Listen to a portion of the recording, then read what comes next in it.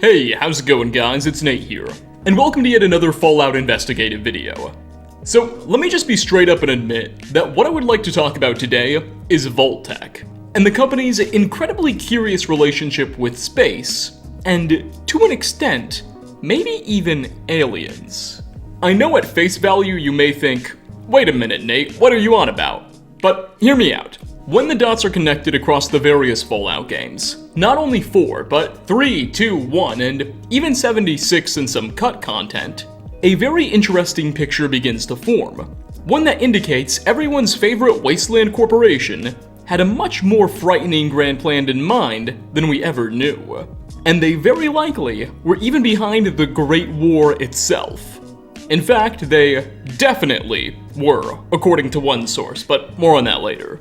If you've been watching the channel lately, you know we've actually been talking a lot about supernatural things going on in the Fallout franchise. And the research train those earlier videos led me on, as well as some incredible recent discoveries by the community that I can't take credit for, are what's inclined me to explore this particular topic. Because, man, something fishy is going on.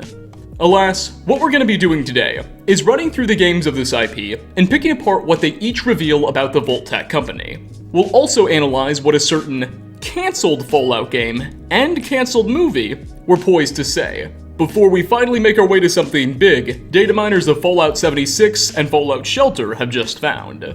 At the end of the day, while technically there is room for some doubt, I think we'll prove that this corporation started the war all along, and had its eyes on the stars since the beginning. There's also something else, but let's not spoil it. Anyway, without any further ado, let's do further and figure out what the heck Vault-Tec was really up to. So, before we start combing through all of the games, I think a good place to start is by just introducing the VaultTec Enterprise according to what most people know. This will provide us with some helpful context and hopefully refresh any memories that may or may not be a little hazy. Back before the bombs fell, in the late 21st century, world tensions were reaching a boiling point, and faced with a rapidly escalating conflict in Asia, the American people and government realized that nuclear war had become a legitimate possibility. In response, the semi-private company Vault-Tec was founded, and the United States President authorized Project Safehouse, which saw VT receive trillions of dollars of funding to construct large underground bunkers that could shield portions of the population from the initial blast of any atom splitting, and continue to protect them for the next few decades, until radiation levels above ground slowly returned to more habitable conditions. Once everything was safe enough, Volts would be given all clear signals, and their populations would be free to rebuild the great American society we all knew and loved. At least, that's what people were told. The reality was that most Volts were made to test how isolated, trapped populations would respond to a number of horrifying experiments as soon as they were sealed. And very few Volts ever planned on reopening. For example, Vault 111 from Fallout 4 examined the effects of long-term cryogenic sleep on humans and suspended animation without their consent. Vault 75 was designed to create a race of super soldier children through a Spartan-like training regiment. It's said that Vault 77 was home to a single man, who was given nothing but a crate of puppets by the company, who just wanted to see what would happen. You get the idea. There were a small number of bunkers that did indeed fulfill their marketed purpose and safely harbor their dwellers for decades until an all-clear signal was issued, but those merely existed so the company could have a control variable they could compare everything else to, not because Vault-Tec actually cared. But hold on a second. Vault-Tec is clearly trying to collect data on human behavior, but what good is that data if the bombs have fallen and society has totally collapsed? Like, this twisted evil stuff would kind of make sense if it were a part of some grand military experiment, but none of the research starts until the apocalypse is already hit. What's the point of gathering this intel, and who's it going to? Beyond that, how would the company be able to still monitor everything with the world destroyed? Was there a single central command bunker/center thing? Who knows? This is the real million-dollar question, or questions, our video seeks to address. And I'll just straight up say that none of the games give us any direct 100% answer as to why. Some of the games point in various differing directions, and there does definitely appear to be a strong link to the Enclave that we'll explore later on, but this is largely a mystery in the franchise that, to this day, is officially unconfirmed. Well, let's finally start jumping into the games and see what they reveal. We'll start with Fallout 4, and then jump back to Fallout 1, 2, New Vegas, 76, etc. I know it may seem to make more sense to just start in the beginning, but trust me, this is for the best. So, despite being one of the biggest titles, Fallout 4 is pretty bland in the lore it does tell us about the company. Or, at least, vanilla Fallout 4 is pretty bland. That's called foreshadowing. The most notable event for the purposes of this video is probably the introduction of the game, which of course takes place minutes before the war really begins. After customizing our character, a representative for the company visits us, informs us that because of our family's service to the United States military, we've been granted free spots in the local vault, Vault 111. Then, just seconds after the rep leaves, the bombs start flying, and we rush over to the structure just in time. And that's where the game really begins. Now, this whole entire intro sequence just screams insanely lucky coincidental timing. Seriously, what are the odds that just after your family got accepted, the big kaboom would begin? This always sat a little uneasy with me, because anyone who's ever taken a creative writing class before knows that including such insane coincidences in a piece of literature or media is a great way to confuse and de-immerse the reader, or in this case, player, and should be avoided unless there's a really good narrative reason to do so, especially at a point as critical as the introduction. At the same time, this is still a really good sequence, and it familiarizes us with the plot quickly and thrusts us straight into the action. So perhaps Bethesda was just okay with the trade-off. However, when we're talking about the Vault-Tec rep and he's getting us all signed up, there's this really interesting moment that the writers clearly designed on purpose, where the man kind of, well, he says something very lucky. What's so important? Why, nothing less than your entire future. If you haven't noticed, sir, this country has gone to heck in a handbasket. If you'll excuse my language, the big kaboom is... It's inevitable, I'm afraid, and coming sooner than you may think, if you catch my meaning. Now, what are the chances of that? The obvious implication is that this dude knew exactly what was up. Yet, the context is still ambiguous enough to afford a lot of deniability. It's very likely that Vault-Tec just tells all of their representatives to say that to encourage sales. Or maybe he personally just had a lucky feeling. Or maybe the voice actor just took more creative liberties than they should have. If we look in Fallout 4's creation kit, we can in fact see the actual scripts the voice actors would read when delivering their lines. And we can find that the Vault-Tec rep was directed to quote-unquote speak confidently when making the allusion to that big kaboom. So whatever the truth is, this was definitely done on purpose. Moving on, after escaping from 111's cryopods 200 years later, we'll awake to discover it abandoned, and could read a few terminal entries which provide a bit more relevant information. The terminals are mostly just diary entries from the old overseer before he passed away, yet the perspective they provide is very useful for our purposes. Evidently, 111 did receive an early warning indicating that the birds were in the air. This bought them valuable time to prepare and get everything ready to go just in time for us. Furthermore, the overseer was apparently directed to not open the vault up for anybody but Vault-Tec. No one else. Not even the United States or the United States military. Only open with Vault-Tec's approval. This is important. Keep that in mind. Other vaults like 81 also have similar mentions in their overseer instruction terminals. Anyway, beyond vague allusions to the company having a better idea than anyone else of when the bombs would fall, and the insistence that only Vault-Tec themselves should be allowed to issue an all-clear instruction, there's not much more info vanilla Fallout 4 has that's of relevance. We'll get to the DLCs later, I promise. Now, let's jump into Fallouts 1 and 2, and explore what they suggest about the company.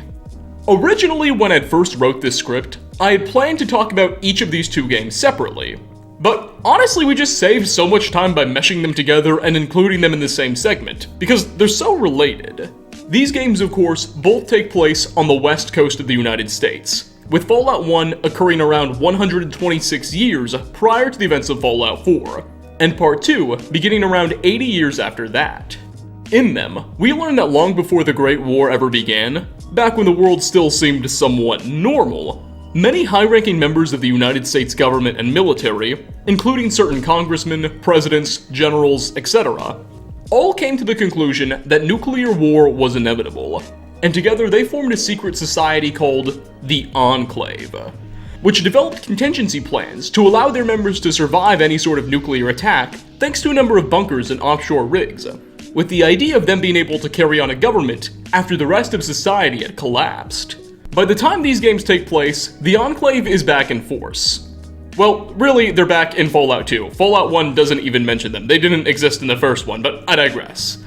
By the time Fallout 2 takes place, the Enclave is back in force and has been kidnapping people across the wasteland, and has been taking them to their secret structures for experimentation. Apparently, the Enclave believes that in order to truly rebuild the United States, the wastelanders inhabiting the ruins will need to be wiped out and exterminated, so everything can start back up from scratch. And to accomplish this goal, the Enclave is producing numerous horrifying bioweapons. Anyway, at some point in Fallout 2, as we're working to get some kidnapped friends back, we meet the Enclave's president, a man named Mr. Richardson. And he explains that the real reason the United States began Project Safe House and had Vault-Tec build all those shelters was so that the Enclave could monitor their experiments after the war and use the data to further the research goals, noting that a few vaults had no experiments, so that Enclave researchers would later be able to raid said vaults in the future and kidnap the uncontaminated humans for experimentation. Ugh, how awful. Well, no, not quite. You see, we had planned ahead. We were ready. We had a number of sanctuaries that would enable the glorious American civilization to endure. This facility, the vaults, were part of the great plan. Actually, they worked almost exactly the way they were supposed to. You might call it a social experiment on a grand scale. The vaults were set up to test humanity. Some had not enough food synthesizers. Others had only men in them. Yet others were designed to open after only 6 months. They each had a unique set of circumstances designed to test the occupants. Vault 13 was a special case. It was supposed to remain closed until the subjects were needed. Vault 13 was, in scientific parlance, a control group. So that explains it, right? Vault-Tec and the Vault began because people in the US government were already planning for things to go south and wanted a large stock to conduct some unethical experiments after the bombs went boom. Bingo! Right? Well, not exactly. In various forum posts after the release of Fallout 2, developers for Interplay and Black Isle Studios, the original creators of the Fallout franchise who made these games, clarified that President Richardson's description was only kind of right, and that while the Enclave did have some data from some vaults, they were also shut out from quite a few. Remember, in Fallout 4, all the vaults in that game told us not to listen to anyone but Vault-Tec. Presumably, anyone includes the Enclave. According to the devs, Richardson was a bit wrong. He was partially just lying to sound more intimidating, and partially just didn't really understand what he was talking about. Remember, Fallout 2 does take place over 100 years after the apocalypse, so maybe he heard some information wrong. Something I definitely need to emphasize is the folks at Interplay and Black Isle, the franchise's original creators, did a lot of retconning between Fallouts 1 and 2 just on the message boards alone. Like, constantly you see them say, just forget about that, or no, we weren't thinking about that at that time, pretend that never happened. And it's hilarious, but does make the lore a little bit more difficult to understand from our perspective. Anyway, I digress. So, at this point in time, with the information we do have, Vault-Tec's goals are still fairly ambiguous. Apparently the Enclave was doing their best to try and get some of their information, but they didn't totally control the company. Well, one of the writers for Fallouts 1 and 2, a man named Tim Kaine, no, not that one, who in fact originally came up with the whole idea of vaults in the first place, was asked by a community member on the forums what the Enclave's ultimate goal was, and he simply said, quote, "The Enclave's plan was originally to go to space and colonize another planet." End quote. Oh my. So, according to one of the lead writers, the Enclave was never even interested in trying to save America or anything like that. No, they wanted to export this society to an untainted planet somewhere in the stars. At least that was their original objective before they presumably failed and settled on what they ended up doing. But that really puts the Vaults in a whole nother perspective. No wonder why they would have cared so much about how isolated human populations behave. They would have been dealing with isolated populations traveling the stars for years if they succeeded.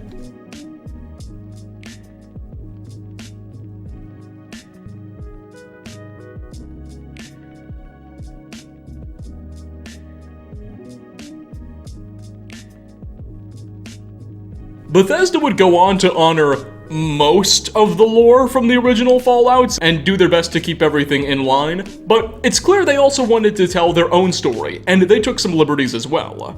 This makes it rather difficult to decide whether or not Tim Kaine's quote on the Enclave wanting to go into space would or should ever hold up to be canon, because unless Bethesda Game Studios themselves ever confirm that to be the case, well, then it may as well not be.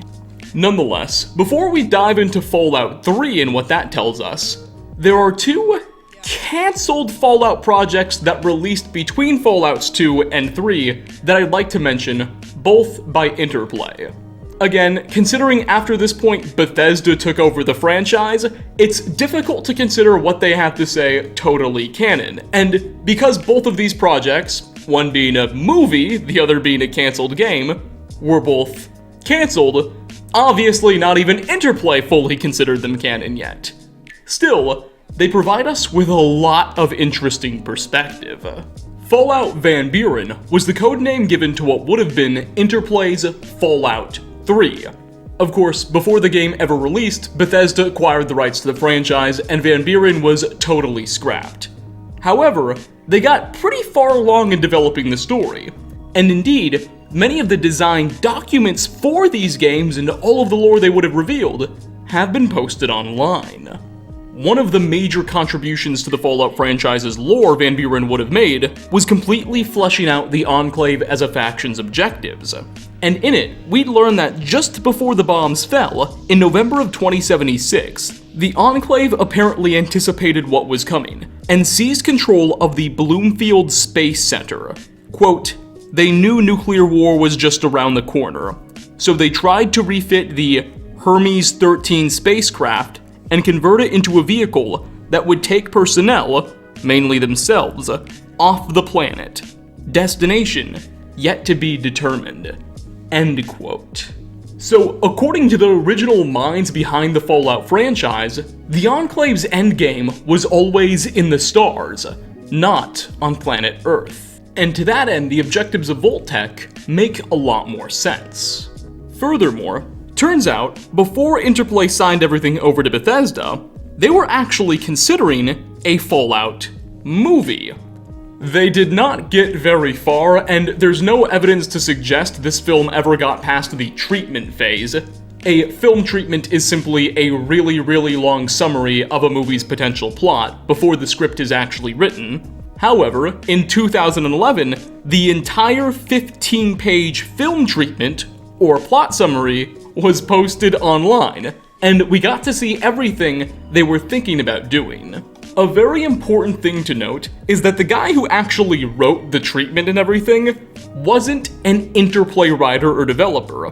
Instead, it was an actual TV film person guy familiar with the industry, a film writer named Brent V. Friedman, who does a lot of gaming film crossover stuff. Because of this, we have to keep in mind that Mr. Friedman probably wasn't the most familiar with the Fallout universe's lore, and probably didn't understand quite a lot about it. As a result, when we look through the treatment, there's a lot of weird inconsistencies we'll find here and there. No matter, the Fallout movies plotline would have been very similar to the Fallout 1 video game's plotline, in a bit that it followed the tale of a group of Vault dwellers, who were forced to go find a new water purification ship outside of the wasteland because the one in their vault had broken down. It's honestly really bad, but there's this really interesting scene the treatment describes, where the dwellers are at some sort of wasteland market, and one of them is approached by an ancient, self-proclaimed historian, who wants to talk to the dwellers and ask them what they know. And, well, I'll just let this familiar voice explain what happens next. An ancient, self-proclaimed historian approaches our hero, wanting to know all the details of Vault 13. Turns out the historian is writing the definitive book on World War III. Vault 13 is the final chapter. Each vault was populated by upper-middle-class families buying the equivalent of timeshare in the future. Our hero asks how the war started and is shocked to learn that it wasn't China or North Korea or India that fired the first strike. The first nuclear bomb was launched by the creator of the vaults, a zealot businessman who wanted to fulfill his own prophecy of world annihilation. That first bomb triggered a panic chain reaction among other countries, leading to a 4-hour World War III. Do bear in mind, this is apparently just a random wastelander who claims to be a historian, so, you know, the exact accuracy of the information they provide the heroes with is questionable at best. But given the fact that the writer of this treatment clearly doesn't understand the lore of the Fallout universe, it seems very likely that he was told to include this plot point by someone at the studio who really wanted to see it done, meaning this likely may have been Interplay's original opinion on how the Great War was supposed to have started. The film never released, so obviously we can't consider it definitive canon, and now that Bethesda's in control of anything, it doesn't really matter if that's what Interplay wanted anyway, unless Bethesda says otherwise. But still, this is some very interesting and useful context for what we're trying to understand. Because maybe Bethesda is a little interested in following through on Interplay's original vision. We'll see though. If you'd like to watch a full video on the entirety of the cancelled Fallout movies plotline, and maybe hear a familiar voice along the way, I'll leave a link in the description down below to a video done on it by TKS Mantis, who really goes into detail and explains everything. But without any further ado, now that we know what Fallouts 1 and 2 have to say, as well as the cancelled Interplay IPs, let's finally jump into Fallout 3. And let's not even hold any punches back, let's start with the real interesting stuff. So, Megaton is one of the biggest settlements in the entire game, and very likely it's the first settlement you'll encounter after escaping from Vault 101. Importantly, this entire town is built around a nuclear bomb that dropped, but never actually detonated. Depending on the player's choices, you can actually permanently deactivate this bomb and ensure it never poses a threat at all, or you can trigger its warhead and cause the entire place to be leveled and kill, presumably, hundreds of people. Though Megaton really only has like 10 or 20 folks in it. Anyway, take a good hard look at this thing. What's that? This bomb doesn't have a Chinese flag on it. No. It has a Vault-Tec insignia. What the hell? This wasn't fired by America's enemies in the war, it was dropped by Vault-Tec. Presumably. Admittedly, if Vault-Tec was dropping bombs all around the United States to cause a panic or create an apocalypse or whatever, I'd imagine they'd want to keep their identity a secret, so I don't get why they'd print their logos on the actual bombs. That just seems really dumb, but no matter, there you go. Additionally, Fallout 3 also teaches us that when the United States did decide to launch its nukes against China, it believed it was not engaging in a first strike, but was simply responding to an enemy who already struck first. We know this because at Fort Constantine, an old military installation in the capital wasteland, we can find a number of terminals that reveal the US was engaging in response measure MXCN91. So the US, at the very least, thought they weren't being the aggressors, merely answering another attack. Could it be that maybe the states were really under attack, but not by China? Instead, it was Vault-Tec, and the military just panicked and got it wrong. Perhaps Bethesda really is staying true to the original plot of the Fallout movie. Or maybe they seem to imply that the Enclave and elements of Vault-Tec were working together. We know for a fact the Enclave held a great deal of influence over the Vault-Tec Corporation, though, again, we're not sure how deep that influence went. But it's not unreasonable to imagine that maybe the Enclave really was gearing up to go to space, and they were ready to enter the next phase of their plan. But before they could get in their ships, they wanted all of the data the Vaults would provide, so they had Vault-Tec start the war a little bit early, so they could start research as soon as possible. Okay, well, hold on a second though. If Vault-Tec started this great war, if they were really the true instigators behind everything, how on earth would they have been able to get their hands on a nuclear bomb? Well, we'll get there. Just hang on. So, the last thing I want to direct your attention to regarding Fallout 3 are the Overseer's terminals in Vault 101. If we access them, we can see that within the past few years, the Vault was apparently contacted by the Enclave. And I'll just read it to you. Quote, "The Vault recently received unexpected radio contact over the governmental Vault-Tec frequency from an organization calling itself the Enclave. Governmental codes are valid, according to the Vault's ancient records, and the Enclave put forth an offer of amnesty and unity with the official remnants of the American government, in exchange for access to the Vault and its data stores. They claim that our Vault passwords no longer match their records, preventing them from extending their offer in person. After brief negotiation, I have refused entrance to this Enclave. I cannot trust my Vault and its inhabitants to an unknown factor, much less one that would so gallantly suggest abandoning our Vault's great mission. All the more reason to prevent the rebels from opening the Vault to the likes of them." End quote. So, the Enclave was even trying to interact with the local Vaults of the Capital Wasteland, and apparently had quite a bit of knowledge about them and access to their original frequencies. The only reason they couldn't get into Vault 101 is that somehow the passwords must have changed, or they lost them. Alright, well, moving on to Fallout New Vegas, there's actually not much of note here. Keep in mind, New Vegas was actually made by Obsidian, or the successor to Interplay Studios, who made the original Fallouts 1 and 2. And funnily enough, the game carries over a lot of elements and themes from the cancelled Fallout Van Buren project, and a few characters are even present. But that said, there's not a whole lot of information on the Enclave or Vault-Tec's grand plan or anything like that. The closest thing to a notable event is a potential Wild Wasteland random encounter, in which we can find a nuclear bomb buried into the ground that's undetonated. And this bomb has the same model and texture used as the Megaton explosive. It's just undetonated. And it too has a Vault-Tec logo. As it's a Wild Wasteland encounter though, we probably shouldn't take it all that seriously. Anyway, let's just move on, back to Fallout 4, and specifically, its DLCs. Starting off with Nuka World. So, Nuka World, of course, was the game's final major expansion, and it took us to the Nuka World amusement park, which was divided into multiple separate themed zones. So, there was a Kitty Kingdom theme zone, a Safari Adventure theme zone, and of course, a Space Galactic themed zone.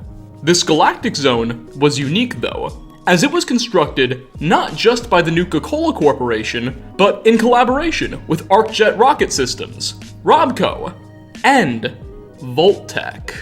Vault-Tec specifically erected an attraction called Vault-Tec, Among the Stars.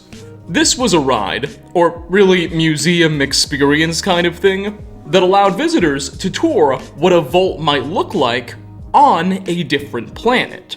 Specifically, the planet Arcturus 1. On the ride, we can see biofarms, astronauts in suits, robotic aliens. It's a neat little moment. Now, unfortunately, we do later learn, thanks to some terminals, that the Vault-Tec company was using this ride to perform horrifying experiments on its staff and visitors. However, still, maybe this idea for an attraction didn't just come out of nowhere. Maybe Vault-Tec wasn't really treating this attraction as a ride, but more of as a test, as a practice. Who knows? If not, it's quite a coincidence the company would opt to participate in something like this, rather than, I don't know, just build a fake vault anywhere else in the park. Oh well. Then there's the Wasteland Workshop expansion, which I never thought I would talk about in a video like this. The Wasteland Workshop was, of course, a settlements-based DLC that allowed players to construct their own mini vaults after discovering the ruins of Vault 88. Or really, the Vault 88 construction site. The vault was never finished. Well, while we're down in the construction site, we can find that Vault-Tec actually discovered uranium deposits. Remember how we were wondering how the heck they could build a nuke on their own? I think we found our answer. Alright, well, let's finally head on over to Fallout 76. The latest game in the franchise that absolutely everybody loves and has no negative reviews, and everyone's very excited for this part of the video. Anyway, 76 right off the bat doesn't appear to necessarily confirm or deny any of these theories. However, recently, as many of you know, 76 received its Wastelanders expansion that introduced human NPCs, dozens of hours of new questing content, and a few new locations. One of the big places Wastelanders focuses on is an area called the Crater. This is a place that appears in vanilla Fallout 76, and just appears to resemble the crash site of an old space station. Normally, this place was always relatively inaccessible, meaning we couldn't go inside and look around. However, with Wastelanders, we can now do just that, and it's actually a major base for the incoming Raider faction. What we learn from the inside of this thing is that, at least judging by the paint that's used on various doors, a couple of the bodies, and a few terminal entries, it seems there were Vault-Tec scientists aboard the space station when it was in orbit. What would they be doing up there? Furthermore, there's a location called Vault-Tec University that's always been on the map that chances are you're at least somewhat familiar with, even if you haven't played Fallout 76. Like, you've probably seen it before in trailers and whatnot. Well, Vault-Tec University originally was a normal private university that the Vault-Tec company bought sometime in the late 21st century and turned into their own institution. When Vault-Tec purchased this university, at least as terminals tell us, they immediately fired the overwhelming majority of the staff and replaced them with their own Vault-Tec employees. The only people who were able to remain were individuals the company deemed relevant to their objective. So think engineers and a couple of scientists. Those kinds of people were allowed to stay. Well, those people and another exception. Two professors, one named Michael Blake and another with an unknown last name but the first name of Jacqueline. These two individuals were linguists. They specialized in studying foreign and ancient languages. For some reason, Vault-Tec kept them aboard. And what they were studying just before, well, you know what happened, was something called the Horse Creek Petroglyphs. Apparently the Horse Creek Petroglyphs were a series of Stonehenge-like stones that contained some weird engravings on them that these two researchers were trying to understand. For whatever reason, Vault-Tec must have decided that their work was relevant enough to keep them on board. Now, the Horse Creek Petroglyphs are a real thing in West Virginia. You're seeing a picture of them on screen now. And, with the addition of the Wastelanders update, Bethesda actually added the stones in the game, with the weird inscriptions.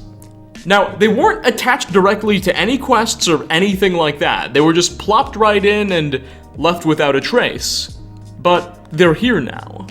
Many suspect that these have extraterrestrial origins, and that Vault-Tec kept those two staffers on board because they really wanted to figure out what those glyphs are telling them. Since the addition of these rocks, which have been dubbed the Guide Stones, there has been an incredible community effort to try and translate them and figure out what they say. There's a particular Fallout 76 data miners Discord where most of this activity has been going on, and it's incredible what they've tried to do. They, in fact, seem to have effectively translated much of it. So far, it still mostly comes out to gibberish, but one phrase made out is quote-unquote, "Prepare yourself for destruction of your life by fire when you arrive. Life weakens. Protect what remains here on Earth." End quote. I'll leave a link to this Discord in the description down below so you can check it out for yourselves. But the overwhelming consensus there, which is pretty much confirmed, and I'll explain why in a second, is that it's definitely aliens behind these stones. And these aliens are a little bit more personal than you might think. Because data miners have also cracked another interesting sort of code, but one of a different kind. At the National Research Radio Center, there's a couple of terminals that currently don't do anything relevant for the purposes of this video.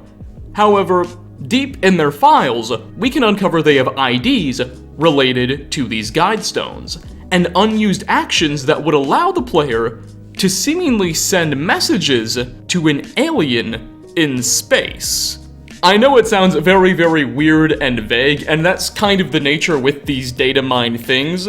The consensus is that we'll probably receive something in a future update or DLC that actually allows us to perform this function, and it's possible it could vary greatly from what we've found so far, given the nature of, data mining future content, but it looks like there's definitely more to this story. And if that's not all, Vault 96 is a vault in Fallout 76 that currently isn't accessible by normal means. You can't go into it or anything like that. Bethesda has confirmed that eventually in the future, it will be opened up as a part of a raid/dungeon thing like they do with most vaults. Well, for a long time, players have actually been able to glitch into this structure, and data miners have also reviewed all of its files. And one very interesting discovery made is that inside, there's supposed to be a Flatwoods monster boss that would spawn in. The Flatwoods monster is, of course, just a Zetan alien that appears in 76. What would it be doing in this vault? Well, we don't know yet because the vault's not open. This is all still admittedly subject to change, as is the nature with anything we're trying to data mine from the future. Bethesda might decide they don't want to go that route, or we could be dealing with placeholder assets. However, given everything we know about Vault-Tec and their previous interesting relationship with the stars, I think we can safely say there's definitely something going on here, and the company may even be in contact with the fourth kind. Not to mention their presence on the spaceship and everything, it just all makes too good of sense. And hopefully, very soon, Fallout 76 will finally give us the answers we've long been searching for. My personal theory, and the one that seems to be the general popular consensus on Reddit, is that the Vault-Tec Corporation had a deep relationship with the Enclave. The Enclave's objective was always to go into space and utilize ships to go search the stars for new planets to colonize. They wanted to use Vault-Tec's data so they could better understand how their societies would function when aboard these isolated ships. As a result, the Vault-Tec Corporation also had a very deep fascination and interest in space, and many of its executives and leaders were aligned with that objective. At one point or another, the company eventually decided to start the Great War and let the bombs fly. Perhaps the Enclave was ready for it to happen, or maybe they were about to get found out and had to do something. Whatever the case, they also were responsible for the war. We'll have to wait and see where the story goes in the future. Anyway, with that, we are going to wrap up. Thanks for stopping by, everybody. What do you think happened here? Do you think the Vault-Tec Corporation started the Great War or was involved in its inception in some way? Or are you more in line with the more traditional explanation? Leave a comment down below. As always, like ratings are very much appreciated. Again, thanks for watching, and hope to catch you all in my next video. Peace out, everyone. You appear able, but not a threat. No. Come in 和平. Peace?